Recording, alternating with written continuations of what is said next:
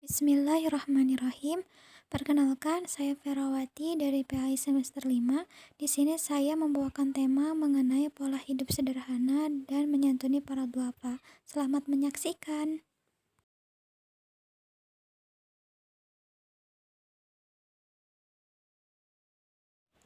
Assalamualaikum warahmatullahi wabarakatuh. Selamat siang anak-anak. Semuanya sehat? Alhamdulillah, semuanya kalau sehat ya. Ya, untuk pembelajaran kali ini, sebelum pembelajaran dimulai, ada baiknya kita berdoa terlebih dahulu ya. Siapa di sini KM-nya? Kamu? Ya, silahkan pimpin doa ya. Nah, sekarang sebelum kita mulai pembelajaran, Ibu minta tolong beresin, rapihkan mejanya sama seragam kalian rapihin ya. Dan kalau misalkan ada sampah di kolong meja atau di kelas ini tolong dibersihkan biar kita belajarnya nyaman ya. Ya, sok silahkan.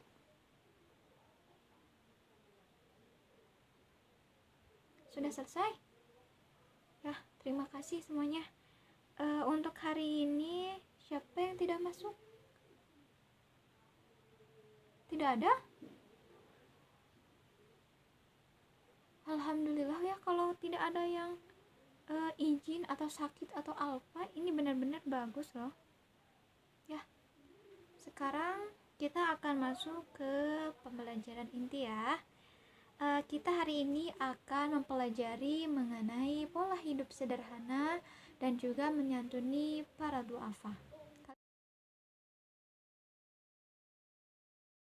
Nah, anak-anak, sebelum kepada materi inti, kalian sudah tahu kan ya seperti apa sikap sederhana itu? Ya, sikap sederhana itu adalah sikap yang menerima apa adanya, mensyukuri apa yang dipunyainya. Jadi orang yang mempunyai sifat atau sikap sederhana itu mereka akan bahagia. Karena apa? Karena mereka itu selalu mensyukuri apa yang mereka punya, tanpa rasa pamrih, tanpa rasa mengeluh. Mereka mensyukuri apa adanya, dibandingkan dengan mereka yang tidak pandai bersyukur. Mereka selalu merasa tidak cukup dengan apa yang mereka dapatkan atau apa yang mereka miliki. Nah, sifat kesederhanaan ini ada dalam Quran surah Al-Furqan ayat 67. Nah, saya minta tolong bacakan ya Quran surah Al-Furqan ayat 67. Silahkan, siapa yang mau membaca? Ya, silahkan. Ya, terima kasih Neng. Nah, dalam ayat ini itu menjelaskan apabila manusia atau orang itu membelanjakan hartanya, maka ketika membelanjakan hartanya itu tidak boleh terlalu boros, tapi juga tidak boleh terlalu kikir, tetapi harus berada di pertengahan. Jadi harus seimbang ya. Jadi ketika kita membelanjakan harta atau membelanjakan sesuatu, itu harus sesuai dengan kebutuhan kita atau keperluan kita, tidak boleh berlebih-lebihan. Begitupun dengan bersedekah, kita tidak boleh terlalu banyak gitu.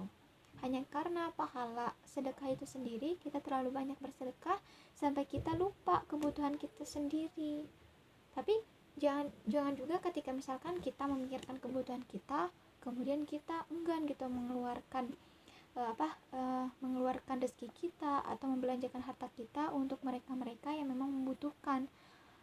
Sekalipun itu zakat, itu namanya orang kikir, jangan sampai. Nah, dalam hal ini kita itu harus bersikap moderat, tidak kikir, tidak boros, tapi harus seimbang, harus berada pada diantara keduanya, harus moderat.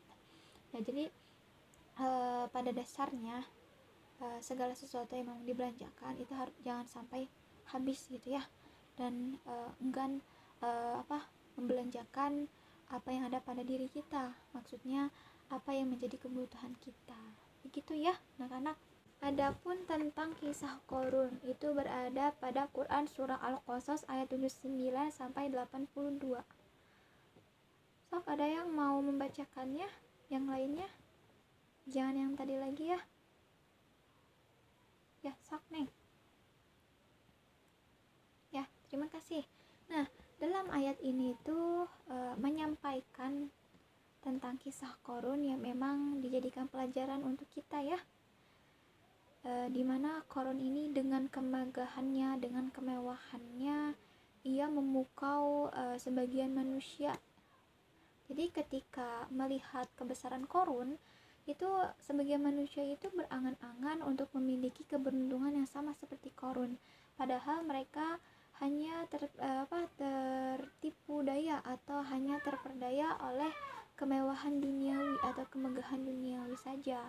Nah, adapun manusia yang memang kuat imannya, jadi mereka tidak tergoda dengan kemewahan yang dimiliki Korun, karena bagi mereka ridho dan juga pahala dari Allah Subhanahu wa taala itu lebih penting daripada kemewahan yang ada di dunia ini ataupun yang memang dimiliki Korun. Jadi mereka selalu sabar atas apa yang diberikan Allah kepada mereka. Begitu. Ya, untuk selanjutnya ada di Quran surah Al-Isra ayat 26 sampai ayat 30. Ada yang mau membacakannya? Ya, silahkan. Ya, terima kasih. Nah, jadi di ayat ini itu memberikan sebuah pesan kepada kita untuk bersikap sederhana dalam hidup. Nah, sikap di sini adalah tidak berlebihan sekalipun itu dalam berinfak. Tetapi kita juga tidak boleh kikir dalam membelanjakan harta. Nah, dalam hal ini berarti mengarahkan kepada sifat boros ya. Kalian pernah mendengar kata orang boros temannya setan? Ya, jadi sifat boros itu adalah perilaku setan yang ingkar kepada Tuhannya. Jadi ketika kita ingin melakukan sesuatu atau membelanjakan sesuatu itu tidak boleh berlebihan. Tapi kita juga tidak boleh terlalu kikir gitu. Nah, dalam ayat ini juga menunjukkan bahwa Allah Subhanahu wa taala itu mengetahui potensi-potensi hamba-hambanya. Allah Subhanahu wa taala melapangkan rezeki kepada sebagian manusia dan mencukupkan rezeki kepada sebagian manusia yang lainnya. Nah, di sini Allah memerintahkan kepada kita untuk menjemput rezeki kita yang memang telah Allah persiapkan. Untuk selanjutnya yaitu ada mengenai macam-macam kebajikan. Itu ada dalam Quran surah Al-Baqarah ayat 177. Ada yang mau membacakannya? Silahkan.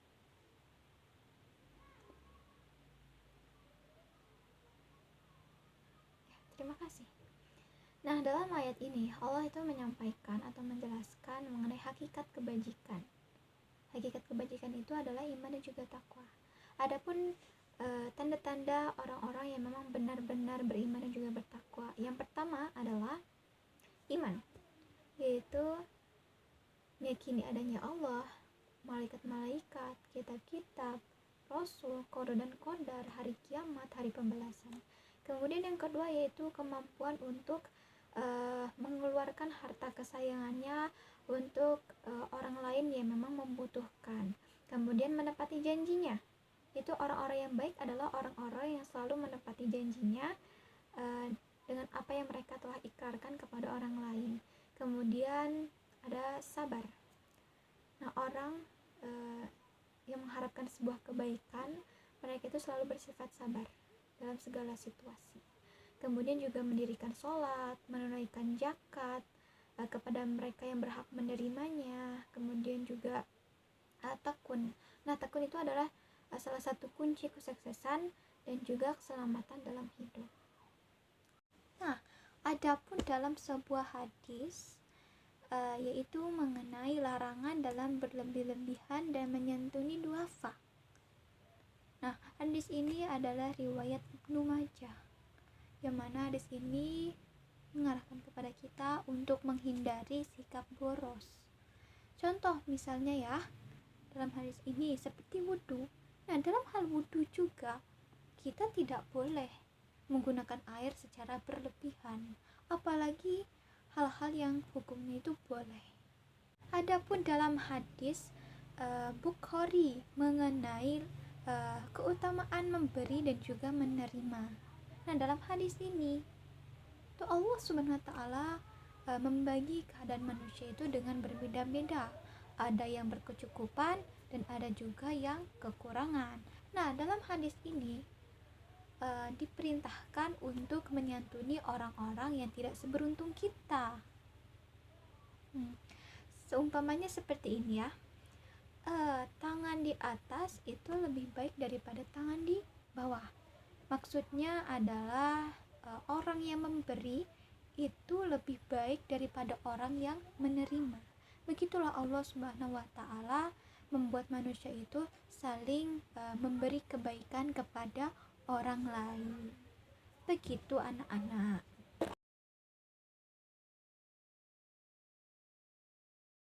Baik, sampai di sini apa ada yang mau ditanyakan mengenai materi hari ini, yaitu tentang hidup sederhana dan menyantuni para duafa? Tidak ada? Apakah semuanya sudah jelas? Baik, jika sudah jelas, saya anggap materi hari ini cukup ya sampai di sini. Nah, untuk materi yang selanjutnya itu untuk minggu depan, yaitu mengenai berpikir positif dan sabar dalam menghadapi ujian dan juga cobaan. Ibu minta kalian pelajari ya untuk materi selanjutnya tentang yang tadi Ibu sebutkan, dan Ibu juga sudah memberikan buku paket kepada kalian ya masing-masing. Tolong dibaca materi yang selanjutnya. Baik, sebelum kita akhiri pembelajaran ini, ada baiknya kita untuk berdoa ya. Silahkan KM untuk memimpin doanya.